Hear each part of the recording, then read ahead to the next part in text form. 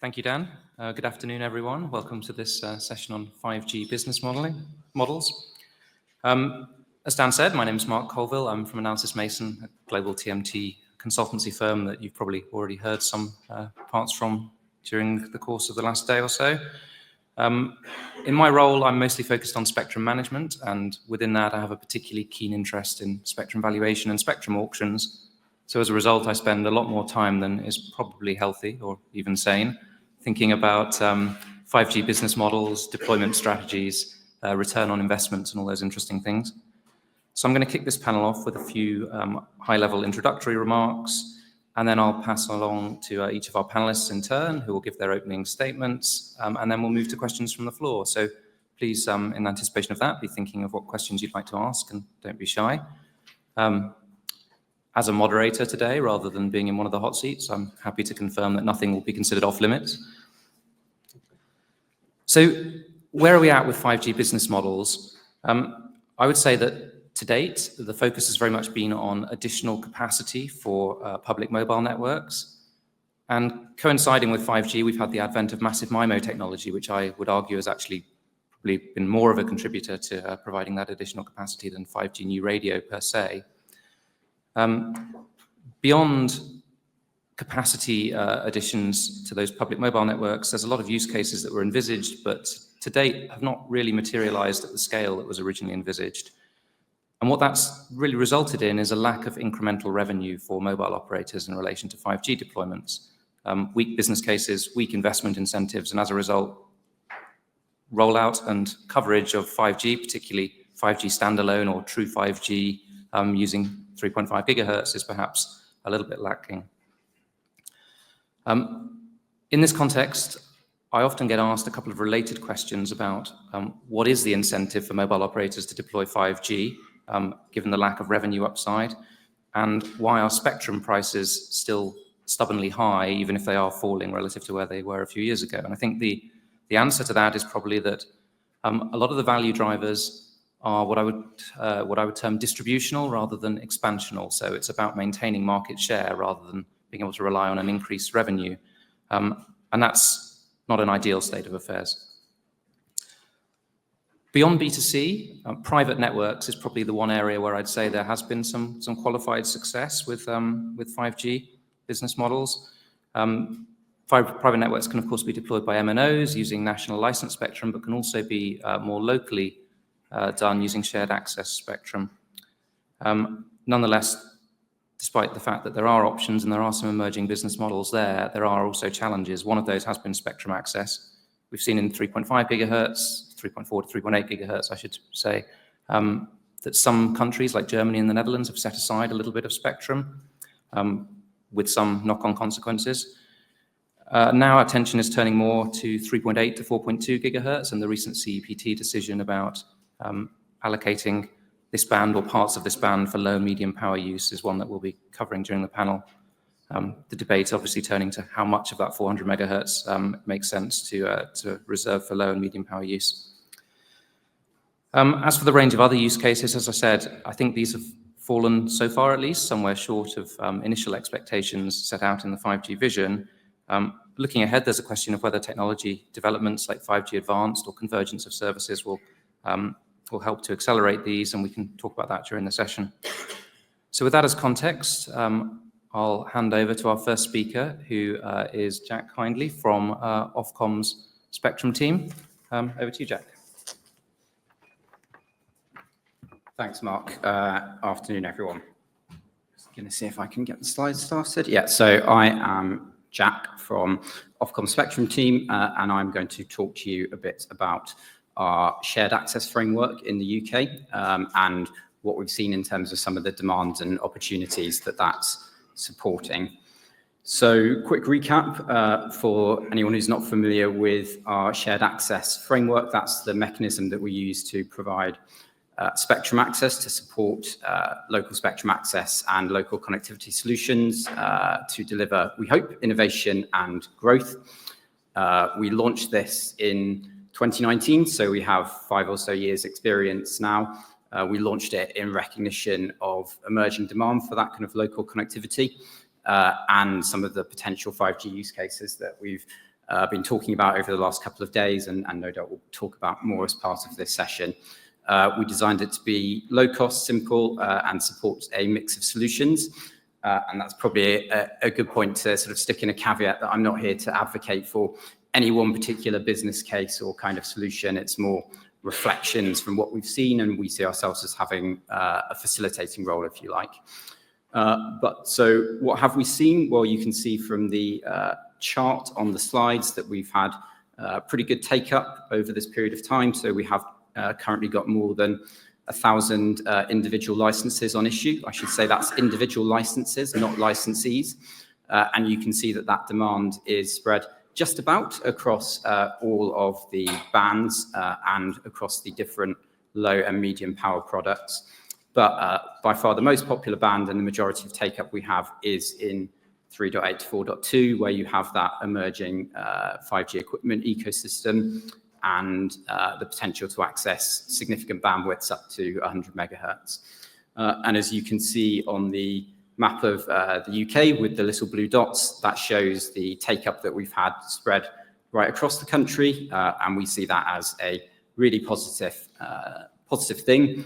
But where you have got users who are keen for 100 megahertz allocations and you're sharing with a bunch of other people, that can present some challenges as well, which I will come back to in a second. But in terms of use cases and some of the opportunities that this session has its focus, well, in 2019, you can see on the top left, we sort of envisaged a pretty broad mix of use cases that's probably quite familiar in terms of a lot of the 5G verticals, agri-tech, logistics, oil and gas, and rural wireless services. And if you look at the pie chart on the right, where we've tried to analyze this, and I should stick in another caveat in terms of some of this data, trying to work out the exact end use case from a license is a bit more judgment than science. But what you can see is very strong demand from FWA, albeit not quite up to the 4 million plus subscriptions that India was talking about this morning. And significant take-up from what I'm calling sort of systems integrators and neutral hosts, not necessarily neutral hosts acting as neutral hosts, but smaller telcos going out and selling the opportunity to a bunch of different local connectivity solutions. And then take up from a range of others. So we do have mobile operators with licenses in here, ports and logistics, PMSE, government, university research type activities as well. And just to dive a little bit deeper in some of the images in the bottom left, ports and logistics, even airports do seem to be attracting quite a lot of interest in the UK. So that seems to be an important opportunity at the moment. Fixed wireless, very much focused in rural areas, although we are making more millimeter wave spectrum available. So we will see if that moves the dial. 5G broadcast, you can see there does seem to be an interesting use case, 5G content production. And then the red cap with a question mark is probably just to reflect that we haven't necessarily seen quite the level of manufacturing take-up that was possibly envisaged in 2019, and we're waiting to see with interest whether more adoption of the red cap standard and potential impacts on equipment costs for those manufacturing use cases might move the dial there. Just quickly, my last substantive slide in terms of things that we've been doing to support those use cases and demand. We've undertaken a review over the last couple of years to see what we can learn from our experiences to improve the framework and support more opportunities. And we've taken broadly, in a simplified sense, 4 measures. So increasing spectrum supply, more flexible rules to support a bunch of different use cases, and trying to speed up our authorization and spectrum efficiency measures. So I'm not going to try to kind of summarize all of the work that we've done over the last couple of years here, but the couple of things I'll probably touch on for this audience. So tighter packing of licensees we think is potentially important to make sure that as that demand for significant bandwidths goes up, you can keep fitting in more users and maximizing opportunities for everybody. And you can see on the right-hand side some of the illustrations of impact of a more flexible coordination approach that's a bit more open to risk and mitigation strategies. And then in terms of supporting use cases, we've enabled more flexibility around power and removed something that's technically called a terminal registration requirement. Basically, this is about freeing up neutral hosts and allowing that kind of use case to tip the balance on some private network opportunities. I'm conscious of time. This last slide is just to say we recognize that other solutions are available, very much down to businesses. And the man standing on a pole on his own is to represent 5G standalone, the fact we now have that rolling out across the UK, and we will watch with interest to see how that potentially impacts this market as well. Thanks. Thank you very much, Jack. Next up, to give us a flavor of local regulation, we have Stefan Weverman from BIPT. Good morning. Well, you are in Belgium, so you also need to receive some information, of course, of our local situation. Belgium was late, very late, to launch 5G. We only had the auction in 2022. Nevertheless, I can say, I think, that our operators have been working hard to catch up. Based on their information now, we should be between 82 to 95% coverage of population, depending on the operator. This is, of course, for the low band. For the mid band, we don't have figures.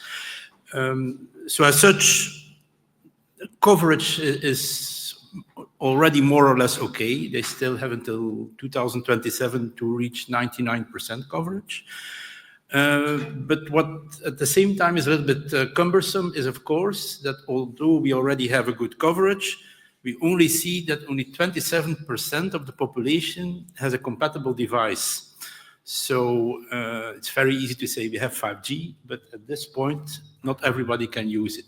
Now, of course, with the renewal of devices, this also will catch up in, I think, 2 to 3 years.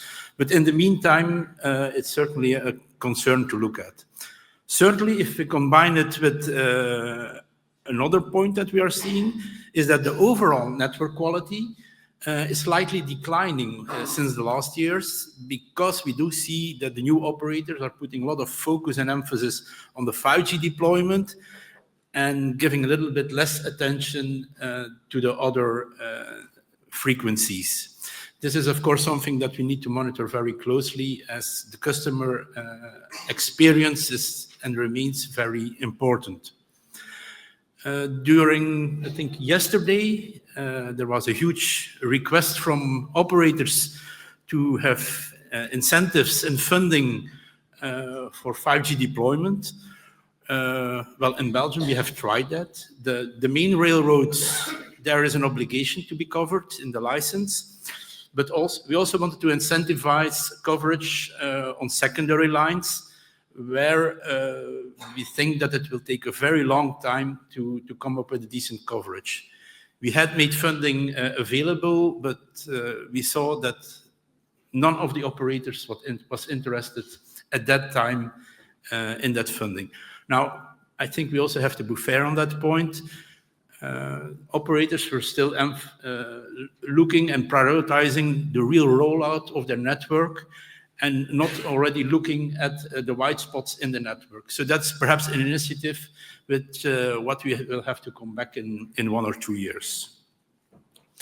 At the same time, as in other countries, we see that data is increasing. How much it will be increasing, there are some discussions on that, but as you can see on the next slide, we also made an attempt. And what we see, we have the blue part, and that's actually, let's call it the normal usage of our mobile phone. The usage as we knew it before, let's say. But as you also can see, the big yellow part, that's the new to develop market, and that's the machine-driven usage, which is more, of course, oriented to the business segment. And as you also there can see, we see the start of that process 2025, 2026. So at this stage, The forecast was made in 2019. We're still on track. I hear a lot of doubts now on 5G, that it's delayed, but actually it's perfectly in line with our forecast just at this moment. Of course, I hope I can also say this next year that our forecast is still good, because then we really will need to see the take-up. Now, on the other slide, which is more interesting, I think, is the revenue part. Operators really will need the business segment to win back their investments they made in 5G. So their operators really need to make the difference. As already said, we had the auction in 2022. And I heard yesterday, and even today, I think, some complaints that new entrants came on the market and that there became new competitors.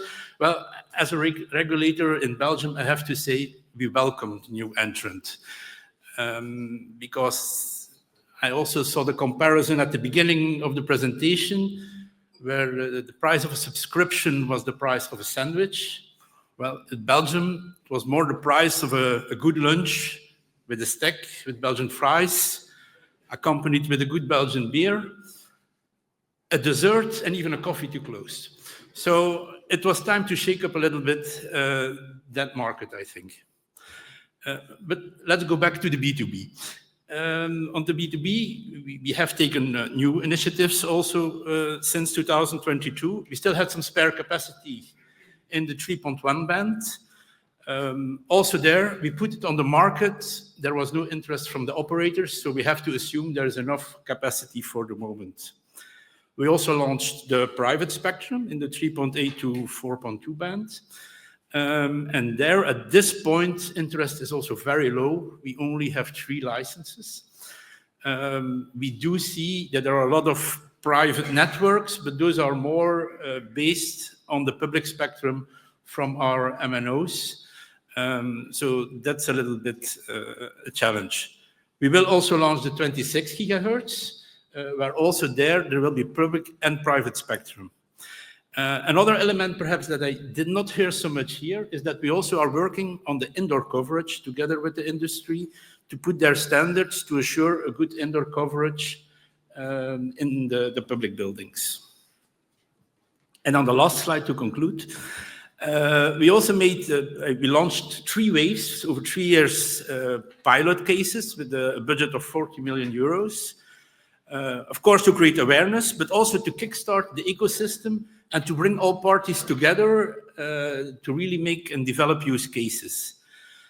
In the beginning, in the first wave, we saw a lot of industry from the from the industry vertical, which is normal because at that point we did not have national coverage.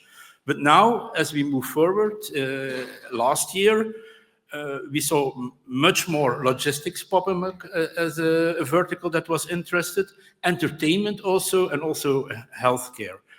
And now just looking at what are now use cases, a lot of the use cases are driven by the critical communication, where the outphasing of the TETRA technology certainly is also an incentive to look at 5G as a good alternative for it. And also, as we see over the 3 years, the use cases become more and more mature.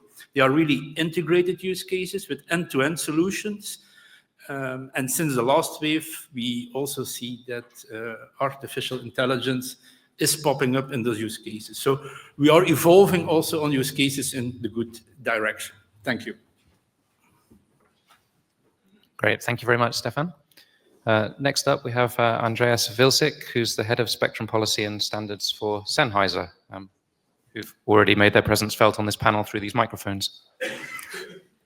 Yeah, so thank you.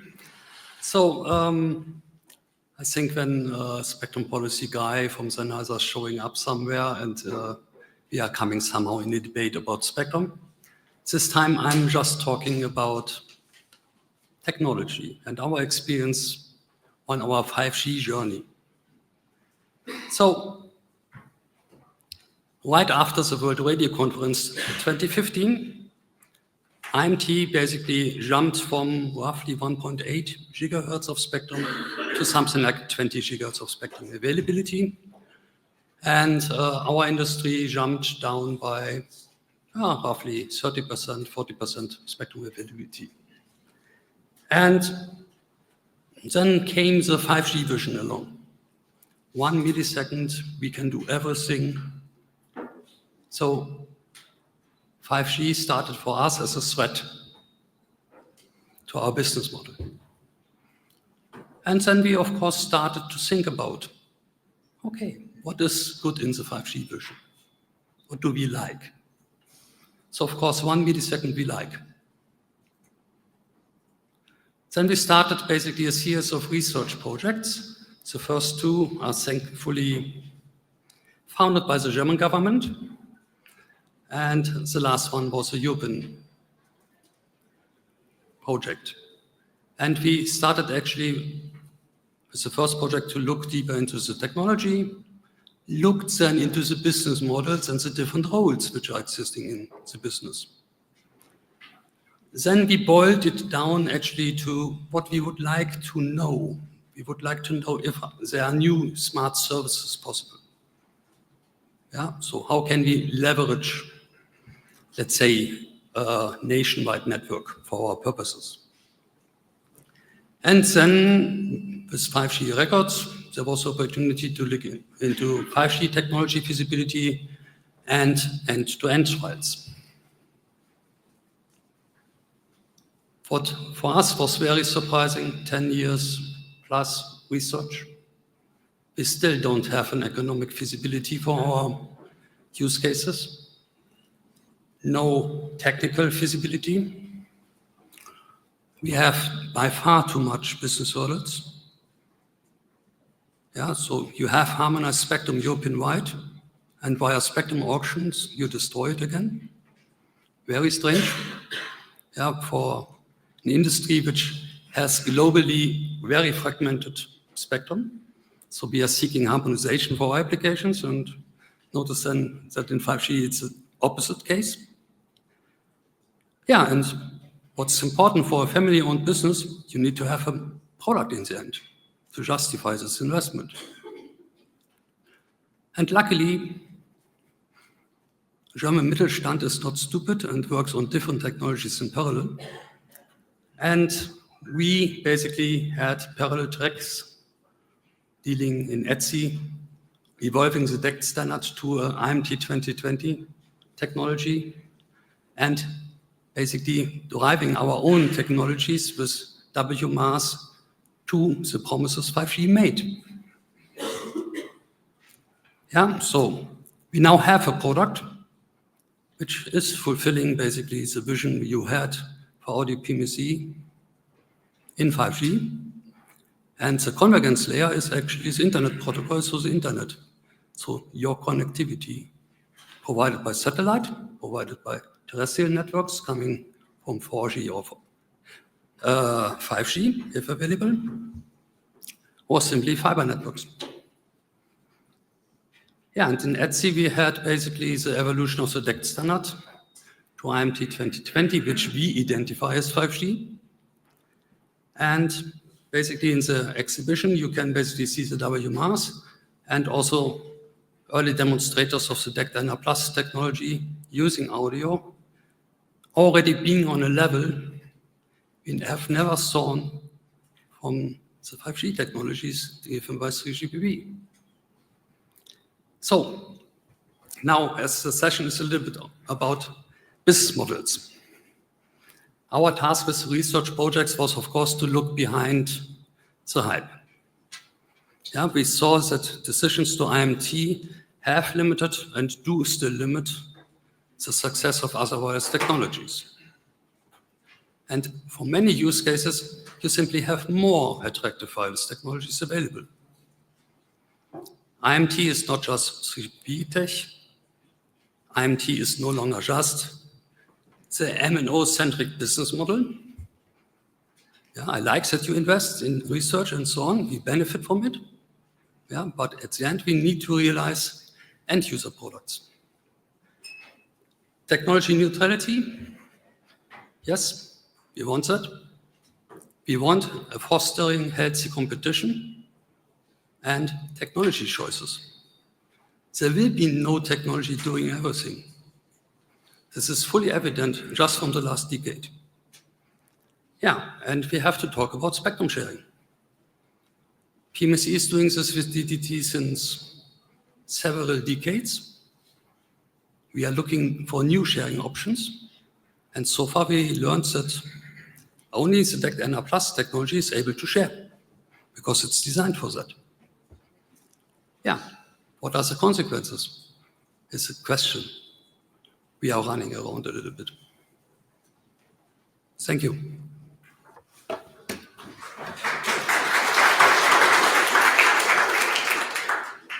Thank you, Andreas. And last but not least, we have Andreas Müller, who's the General Chair of 5G ASIA, the Alliance for Connected Industries and Automation.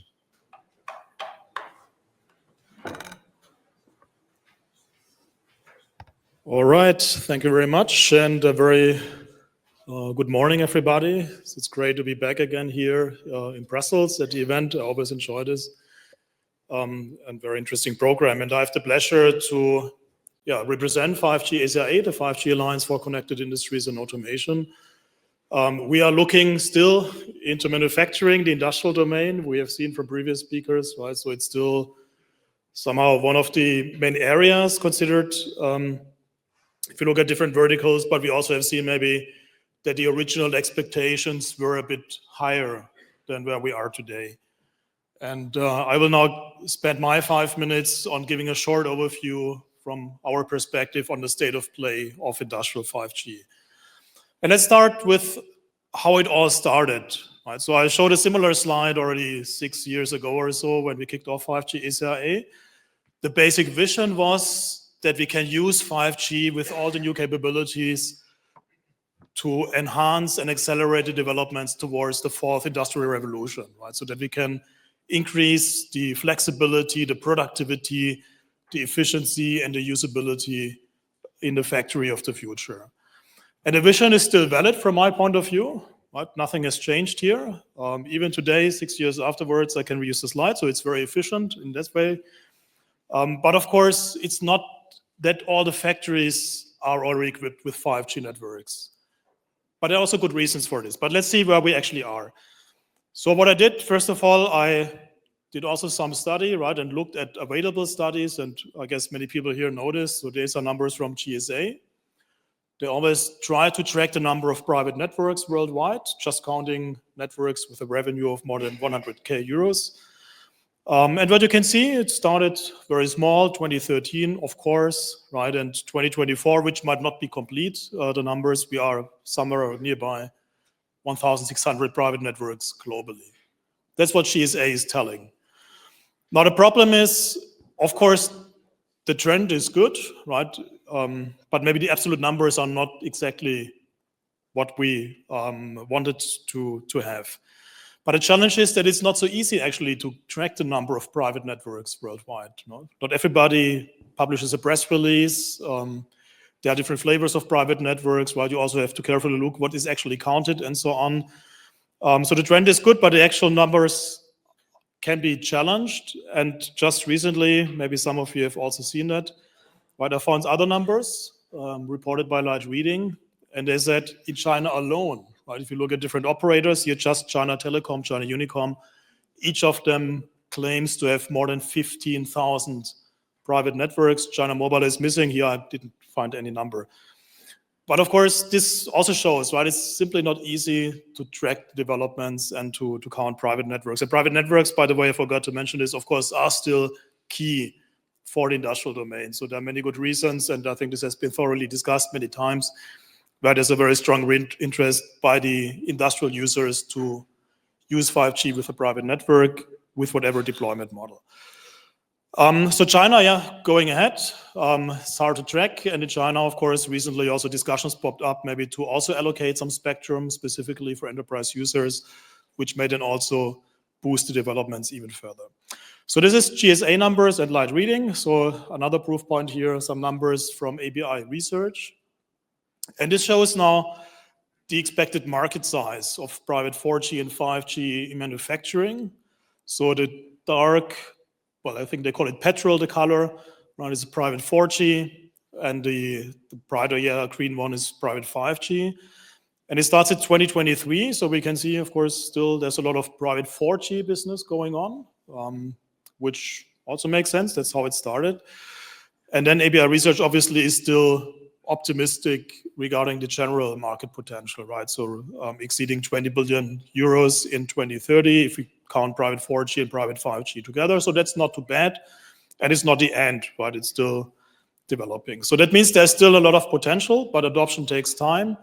So some of the key areas in the industrial domain where we see already increasing interest and so on are the ones that I've shown here. So the chemical industry, if you have large plants in the process industry, for example.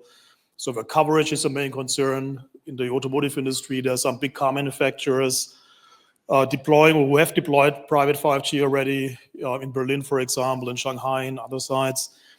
Also, the aircraft manufacturers still look very much into private 5G and other areas as well. Also related areas like ports and mining, this has been mentioned before.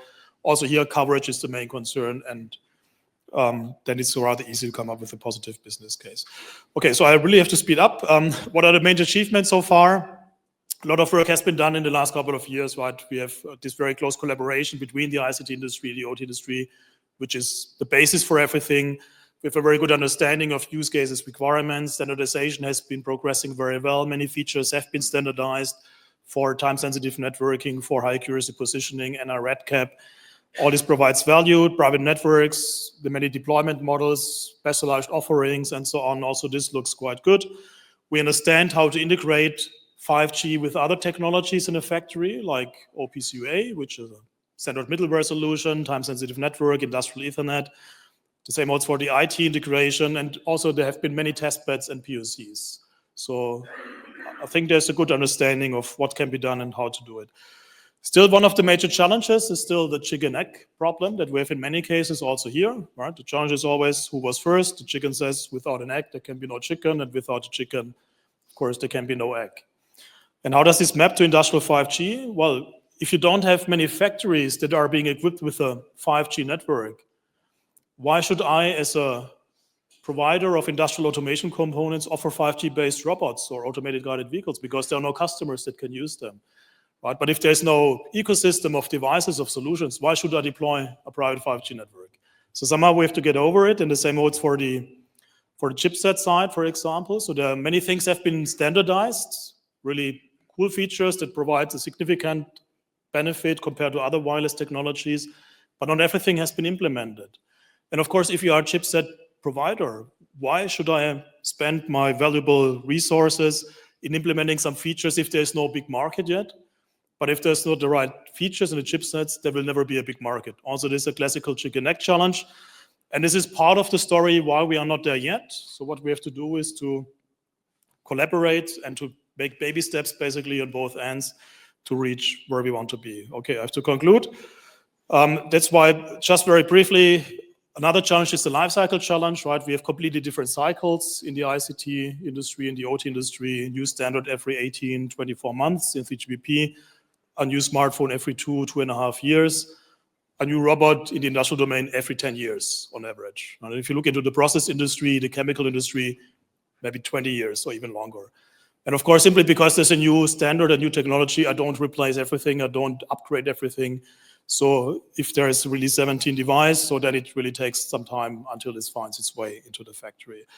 So what we are doing in 5G ACIA, we are, of course, trying to fuel and to foster the ecosystem development. It's a picture that we've taken at the Hannover Messe. This is the largest fair for the OT industry. Last year, we will be there again this year in April.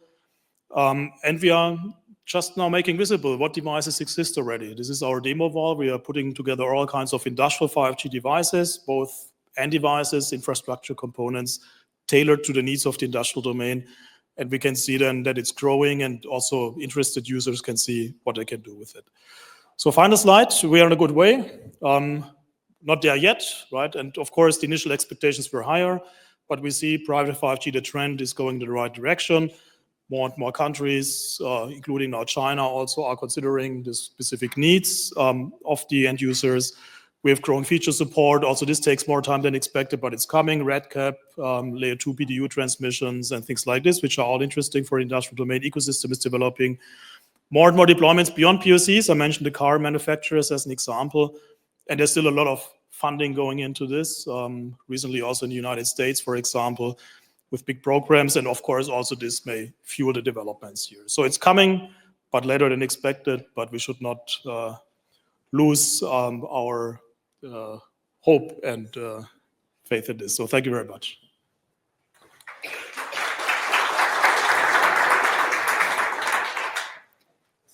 Thank you, Andreas. I think that's a healthy, optimistic message to end the initial remarks on. I think what we'll do is, having heard your initial comments, I'll ask each of you a sort of clarification or elaboration question on something that you spoke about. I'll go along in the order that you're sitting and in that you presented in, and then I'll open up straight after that to questions from the floor. So Jack, first up, you had a slide showing the number of licenses, shared access licenses by band, and you were talking a little bit about the disparities in the numbers between bands. Perhaps you could elaborate slightly on what you think the reasons for that might be, and perhaps thinking about the bandwidth available in each of those bands for users might be one of those reasons. Yeah, happy to talk to that a bit. So I think I mentioned 3.8 to 4.2 where the majority of demand is. We have channels up to 100 megahertz available, and obviously developing 5G equipment ecosystem. So that's appealing for people who want those kind of high traffic and low latency applications. I possibly should have clarified, might not be obvious to people who are not super familiar with the UK framework. You might have noticed we had quite a large number of licenses in the 1800 megahertz band. That's in what used to be known as the DECT-GARB band. So that's 2 times 3.3 megahertz of FDD spectrum. That's being used a lot more for sort of local mobile comms and voice applications, and in some instances is being paired with the 3.8 to 4.2 gigahertz band for data layer. The 2.3 gigahertz band, until recently, we only had 10 megahertz available for low power indoor use. So you would have noticed the lower level of licenses in there, and that's part of the explanation for that. We're actually just in the process of adding another 20 megahertz, and we do think that there's some potential interest there for people who might be interested in running 4G neutral host type services and other applications. And similarly on the millimeter wave, we've noticed only 1 license in there. That's largely because until very recently, as of a week or 2 ago, we only had quite a thin sliver of spectrum in relative terms available there. We've now got more like 2 to 3 gigahertz suddenly available, so quite a lot to play with. And we do have some nascent interest emerging there, but early days, as I say, we've only just added extra spectrum to that bit of the framework in the last couple of weeks. Thank you. Stefan, my question for you actually is probably more of a joint question for yourself and Jack, which is, and I realize it's a hard one to answer, but we can maybe try and unpick it together, which is looking at the disparity in the number of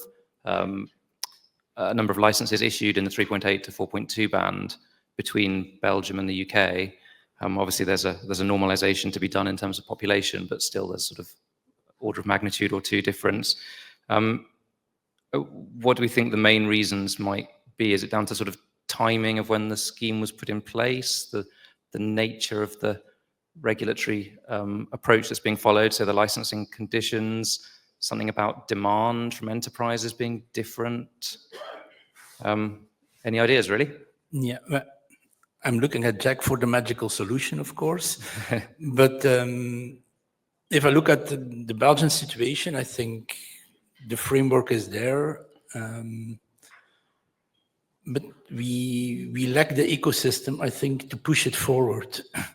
Of course, the operators are not pushing it. They want to sell their own public spectrum to the companies. And we don't have, I think, the right players in Belgium at this point to really go to companies and to say, I will manage your network, because companies themselves, managing a network is not their core business, and it's something they are not very enthusiastic to start with that.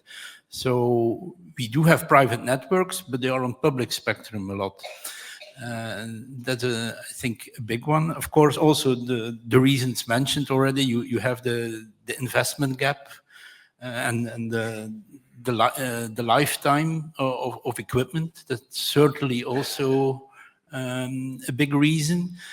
I hear sometimes that there are not already enough devices available on the market, but if these devices are in UK, I would hope they are also available in Belgium. Yeah, I'm open for suggestions, to be honest. So I wouldn't want to pretend that we necessarily have a silver bullet on this. I think it's a combination of measures and factors, and it's still an evolving story on our side to see what more we can do to support more demand and even more take up. Things that I think have been important. If you go back to when we launched this in 2019, we did quite a lot of outreach, perhaps more than we would normally do sort of as a spectrum regulator, taking spectrum policy decisions to make sure we were engaging with kind of a broader community of players and explaining the opportunities that were potentially available. There's also been, as I'm sure there have been across other countries, quite a lot of government funding on 5G trial and innovation style programs. Some of the licensees that we have are direct beneficiaries of that. Others, no doubt, there's been a sort of snowball effect in the community. I think I would also say, benefited from. I've tried to capture in the pie chart this idea of sort of system integrators, a community of sort of smaller telecom players who are prepared to go out there and sell the opportunity and solution to local businesses. I think is an important factor. Time, clearly this has now been running for 5 years or so. And although I'm sort of loath to pat myself or ourselves as Ofcom on the back, there are other people in the room who are much more influential than me in setting this up. And I think some of the benefits of kind of keeping it simple and trying to support kind of a broad set of opportunities at the beginning and then looking to evolve over time as well. Great, thank you both. Andreas, so you talked a lot about technologies. I'm going to home in, though, on one of your points about spectrum and spectrum sharing, which, as you mentioned, PMSE's had a long and successful history in doing. PMSE spectrum requirements are quite different to most users in that they're often very short duration requirements. What do you see as being the optimal approach for PMSE users to obtain licenses that meet those needs? And in particular, sort of how beneficial do you think real-time authorization is as something to aim for in the future, rather than having to kind of arrange the licensing weeks in advance of an event? Yeah, so actually Sennheiser started in ETSI already in 2015, when I recall correctly, to work on Evolved License Shared Access, which is basically a site-based allowance for a temporary high-quality network, regardless of the technology, regardless of the use case. So the standardization and specifications are still there. What we learned during trying to advertise it to regulators is that actually regulators don't have money to provide basically the databases and the mechanisms to establish such a thing. So Ofcom is an exception there, yeah, because you have an automatic scheme for PMSE. PMSE is in other countries generally authorized in the TV UHF band, because we are low power applications with 10 to 100 milliwatt, depending on regulation. And the broadcast which we are sharing with is actually a high power application, high power, high tower. Yeah. And it's easy to share because it's not moving. Yeah. And in the DECT band, with introduction of DECT NR+, we actually coped with sharing with the classic DECT and DECT ULE, so with the DECT family of standards, and that's actually the medium access mechanism, which makes sharing possible. Yeah, so for me, spectrum policy, spectrum sharing is all about doing intelligent choices, which are allowing the flexibility to cope with different business models. Yeah, and 5G, so from a science perspective, very, very nice, very ambitious, a lot of research around. Yeah, so this is where Europe can be really proud of, that there is a lot of research. Thanks. 5G is actually, for us, yeah, as manufacturer for wireless microphones, it was an inspiration to do something like WMAS. It was an inspiration for us to basically start the standardization process in ETSI to bring basically DECT to a 5G technology. Yeah, within 2 years standard development time, then 2 years in ITU fighting against actually our colleagues from the established IMT technologies. And then having basically now 2 chipset manufacturers which are driving this technology forward. Yeah, this is a good example for European industry bringing basically also chipset industry back to Europe. Yeah, so one of the manufacturers will produce in Germany. Yeah, given the geopolitical situation, a huge advantage from the perspective of a German company and in the perspective of a European company. Thank you. And finally, coming to you, Andreas Müller, might be quite a simple question, actually. Just looking at your first slide, which had the volumes of private networks and how that's changing over time, I noticed that the growth rate slowed down quite a lot in the final year of the chart. And do you view that as an actual trend or just a sort of short-term quirk in the data or something to do with the difficulty of getting accurate data? Yeah, maybe you should ask GSA about this, but I made a small star in the 2024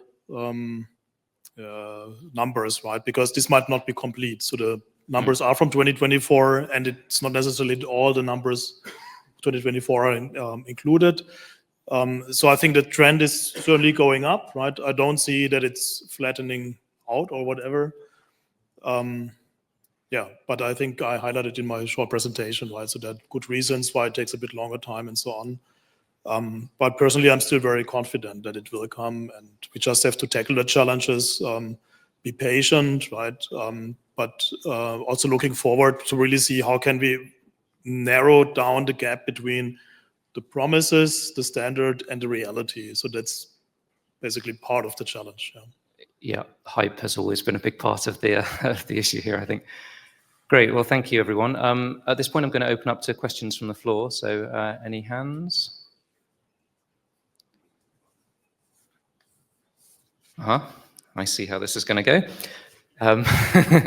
go. Stefan.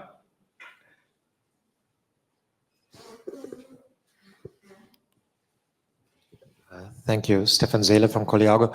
Any information on the ratio of private networks implemented via public spectrum versus private set-aside spectrum, and how that is trending? Is that a question Yeah, I was wondering whether there's in the any, UK or more generally? No, is there any can somebody comment which one is the major trend? Or how is the ratio developing? Is it presumably depends somewhat on geography, because I think Andreas's slide talking about the Chinese operators suggested that there were vast numbers of private networks that are operator run, if you like, but that's presumably not going to be the same across all geographies. I don't know if anyone else has a view. I can say a little bit about it in the UK, although I don't think I can go quite as far as ratios or trends. So we reported at the end of last year that there are around about 30 MNO-led private networks. And I think it's fair to say the majority of those being delivered using public spectrum, some 4G, some 5G, but there are MNO licenses that are also included in the shared access data that I mentioned, but obviously the 30 MNO private networks compared to the total number of licenses that we're talking about. It's a fairly small portion, although within that overall license data, there is obviously things other than private networks per se, if you think about FWA as a different kind of use case. So I think it's a little bit about the definition what the private network is. Yeah, so actually I would rate it in the order of millions, no, billions worldwide, given that Wi-Fi, DECT, and all the other technologies are actually private networks. They're user deployed. Yeah, you of course don't see them because they are generally authorized or license exempt and operating there. Yeah, so instead of counting basically the small fraction we currently have in private 5G networks, yeah, let's wait what the 3.8 to 4.2 gigahertz range will do to the market. And at the end, it's all just about how easy it is to deploy from the licensing scheme, how easy it is to access the technology, and what is actually the price point you can do. And what is the value add you are delivering to competing technologies in direct comparison. Yeah, fair point. Thank you, Andres. Stefan, any view from Belgium before we move on? Well, as already said, private spectrum is almost not used. We have figures of, I think, about 100 private networks. Public network, private networks on the public spectrum. Yeah. That's what I wanted to say. But for the rest, yeah. Yeah, okay, so that's the interesting bit, right? There's a non-trivial number of private networks on the public network, which gives a very high ratio in that particular It's 100% in Belgium. Great, thank you. Any further questions from the floor? Yeah, on the front row here. Microphone's on its way.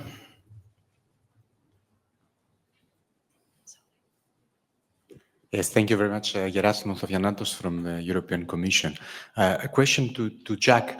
You mentioned the network, the local network integrators as a business case that is developing there. Could you give us a bit of more information about the profile of these enterprises? Are they local? Do you see them only engaged in the local market, or would this be something where we can see them developing also in other markets, given that the devices are being developed for the UK market, but maybe could be useful also in other markets? Thank you. Yeah, so I think it's probably fair to say that there are kind of two categories of players. So certainly in terms of those who are interested in who have licenses in the 1800 megahertz, I think they tend to be slightly more local players and perhaps focus towards more traditional kind of business connectivity solutions. In the 3.8 to 4.2, certainly some of the players who, sort of neutral hosts playing an integrator role, some of those entities definitely have presence kind of wider than the UK. So I see no reason why there aren't opportunities to scale up there. Great. Thank you, Jack.